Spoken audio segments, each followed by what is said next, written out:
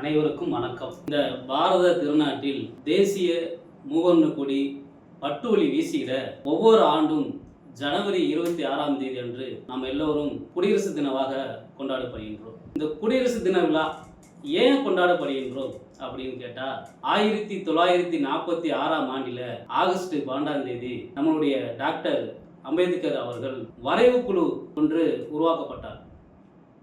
அந்த வரைவு குழு உருவாக்கப்பட்டவுடன் அந்த வருடத்திலிருந்து அதுக்கப்புறம் 1947 ஆகஸ்ட் 15ஆம் தேதி நமக்கு எல்லாருக்கும் நம்ம இந்திய நாட்டுக்கும் அடிமை செங்கிலி ஒன்று உடைத்து நம்மளுக்காக பாடுபட்டு உயிர் தாகம் செய்த அவங்களுடைய மூலமாக நமக்கு எல்லோருக்கும் சுதந்திரம் கிடைத்தது. அப்படி இல்லாம நமக்கு சுதந்திரமாக ஒரு அரசியலமைப்பு சட்டம் இல்லை அந்த காலகட்டத்தில். ஏன் இல்லை அப்படின்னா 1935ஆம் வருடத்துல பிரிட்டிஷ் அவர்களால் கொண்டு வரப்பட்ட அந்த சட்டத்தின் மூலமாக தான் நம்ம அனைவரும் கடைபிடிச்சோம். அதனால தான் டாக்டர் அம்பேத்கர் மூலமாக ஒரு குழு ஒன்று உருவாக்கப்பட்டு 1947 நவம்பர் மாதம் 4ஆம் தேதி அன்று பிரதமராக இருக்கக்கூடிய ஜவஹர்லால் நேரு முன்னிலையில் நாடாளுமன்றத்தில் அவையில் வைக்கப்பட்டது.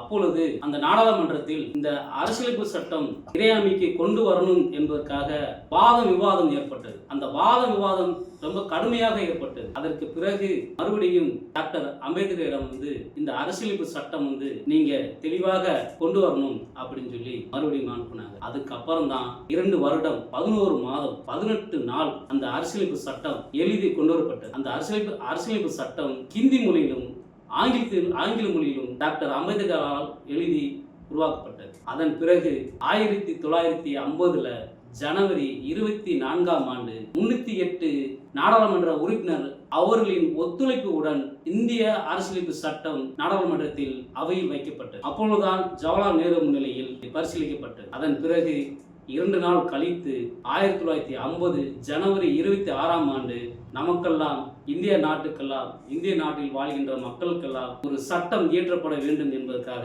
அன்று நமக்கு இந்திய அரசியலமைப்பு சட்டம் நிறுவப்பட்டது.